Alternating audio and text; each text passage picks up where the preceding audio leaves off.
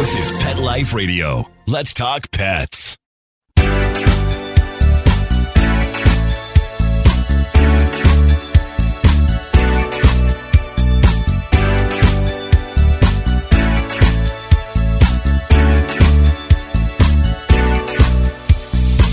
Hello, you're listening to Deborah, so you must be listening to Animal Party on Pet Life Radio. And that means you probably love animals, and you probably love hearing all about how to train them and the crazy things, interesting things they do, and the animal news I give you every week. So, if there's something I'm not talking about, and you'd like me to talk about it, a topic, a suggestion, a guest, if there's something you want my opinion on, or if you've got a dog or cat that's misbehaving, you've got a question, then please send it to deb@petliferadio.com. And you can do that with a voice clip. You can just record it on your phone and send it while you're waiting somewhere.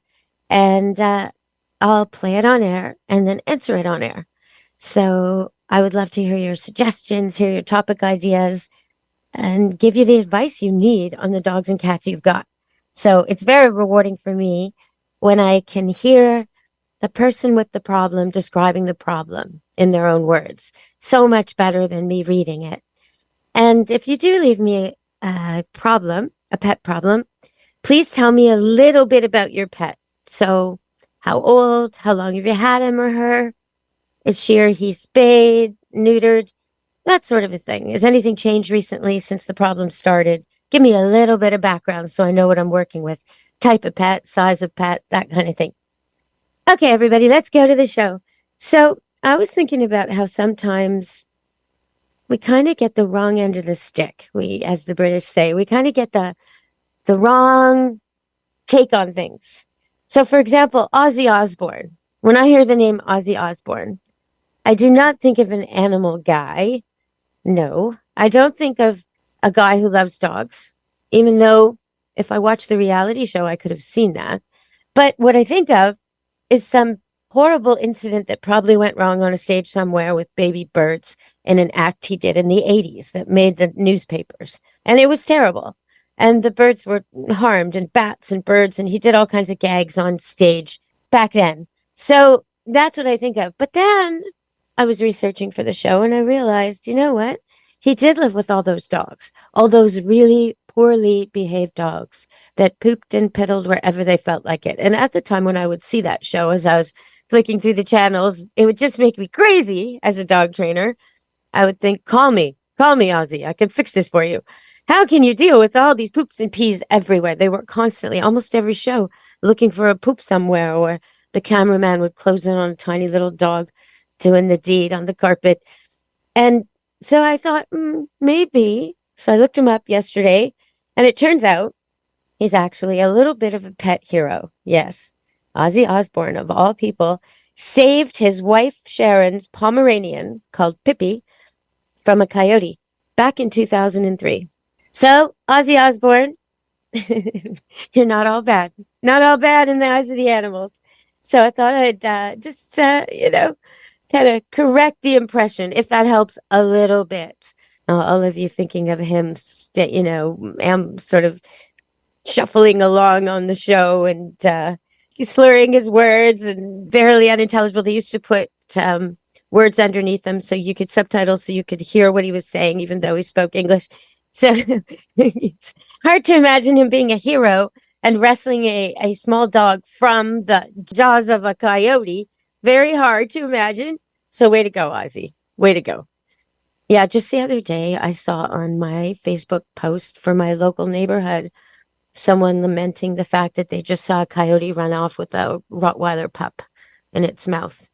And the pup seemed limp. It probably was. It was probably shaken to death already. So that's a blessing. But you got to watch your animals. Coyotes are everywhere. They're probably the oldest canine. They are very, very smart about certain things. Now, Dr. Stan Coren, he's been on the show, and he argues that they're not so smart about many things, but there's a few things they're really smart about. We're going to go to break and come back and talk about that on Animal Party Pet Life Radio. Stay tuned.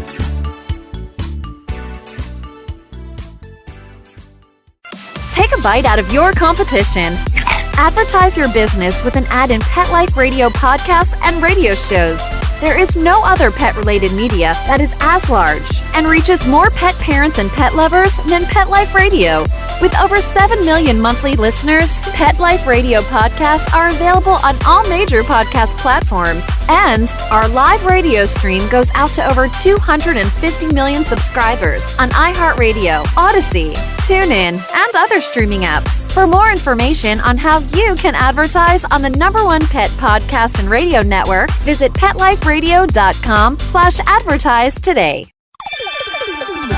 Let's Talk Pets on PetLifeRadio.com.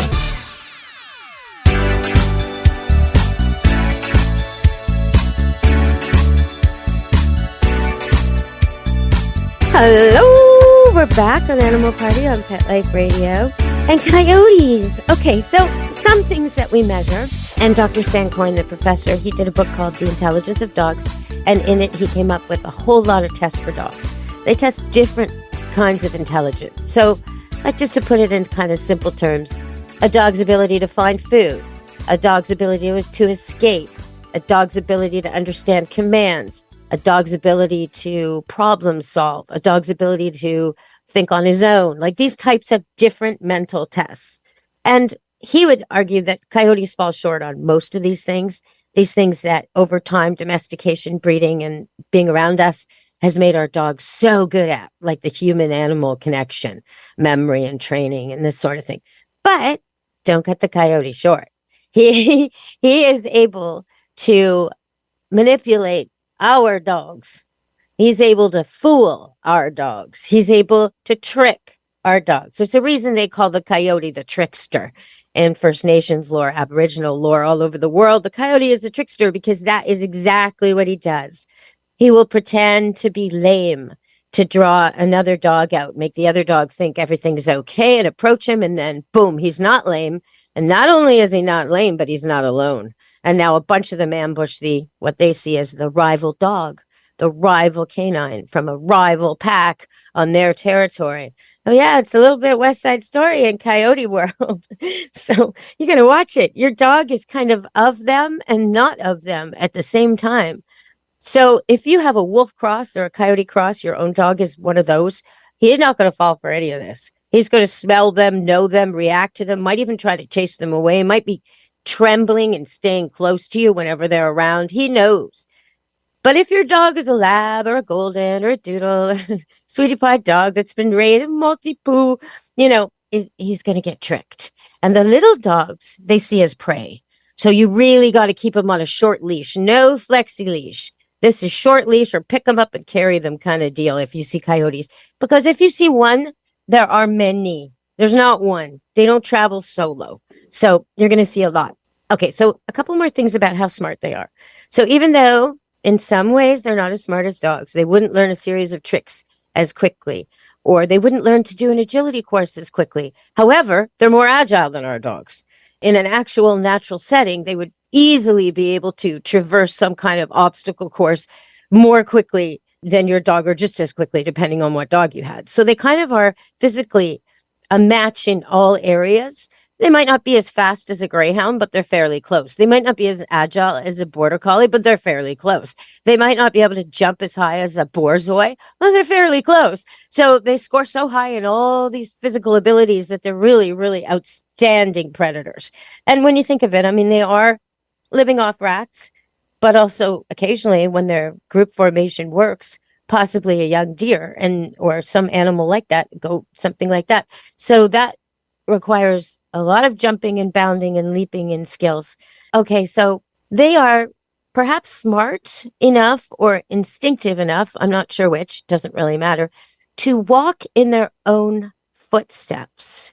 Now that's something I've never seen a domestic dog, not even a wolf cross or coyote cross, do. But it is something coyotes do. Now it may be just their anatomy, the way their bodies are built. I don't know if it's a thoughtful thing or not. But what they do is they walk in their own footprints. So what does that mean? It seems like a minor thing. If you were to look at a dog or a wolf track in the snow, you would see 4 paws. 1, 2, 3, 4, 1, 2, 3, 4, 1, 2, 3, 4 as they gallop, right? Or if it's trotting, two, laying down in the snow as they go. With the coyote, you're not going to see that. They kind of trot with their front legs and do a sort of a canter with their back. And some border collies, Australian shepherds do this. So if you're saying my dog does that, yeah, probably. Okay, so, but the way the coyote does it is he makes sure that his feet fall into the footprints he's already made. So instead of seeing two on the left and two on the right over and over and over, like a trot of a dog or a regular dog, or instead of seeing four prints, like a canter of a regular dog, or 1, 2, 3, 4, like a walk of a regular dog, what you're going to see is one print as if there's a one-footed animal hopping. Doop, de doop, de doop, de doop, de doop down the trail. Impossible, right? Yeah, but that's because he's walking in his own footprints all the time. So he only leaves one. So if you think about that in terms of drawing a scent if somebody's hunting you, but more with the coyote in terms of not leaving a scent when you're hunting. It's so genius. You got a quarter of the scent you're leaving behind on your trail. It's so smart. So that's one thing they do. Another thing, and this will be my last coyote fact for the day, although I have so many. One more thing they do is they will take a female in heat, one of theirs, and put her in a place where she'll get noticed by canines not of their pack, and then they'll use that to draw out the enemy and kill them.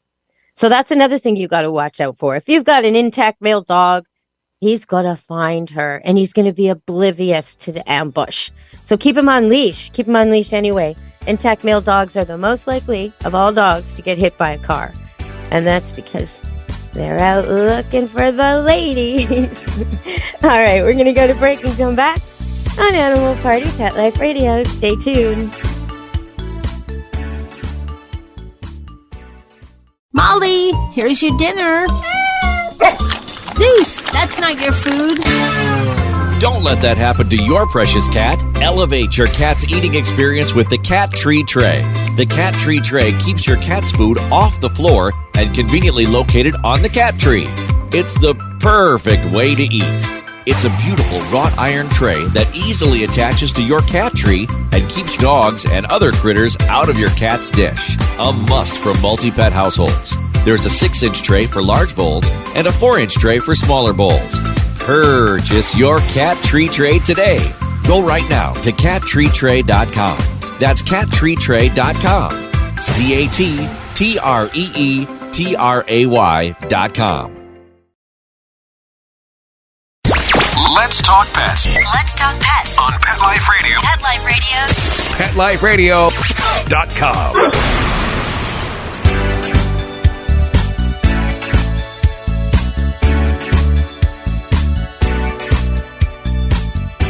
Hello, we're back on Animal Party Pet Life Radio. Anita Wolfe, I'm your host.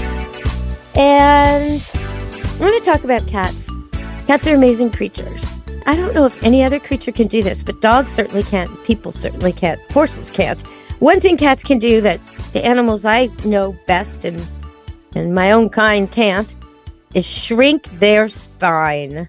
Oh yeah, really, I'm not making this up. They can make their body smaller or bigger, depending on the need. They can stretch if they need to, or shrink if they need to. And if you've ever seen a big cat fit into a tiny, tiny space and then come out of it and almost expand, it's all about gas.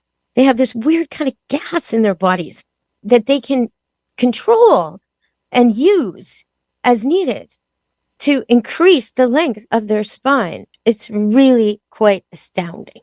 So cats can jump 6 times their length. So if you think about that in a people sort of a term, a lot of the athletes are about 6 feet tall, I guess. Really? Can anybody jump 36 feet? No. No, they cannot. And then I look at these 2 little kittens. I rescued a couple of kittens. I guess it's like 3 weeks ago now. They just had their first shots. And the first day home, they were like, I don't know, 6 weeks old, 7 weeks old, something like that.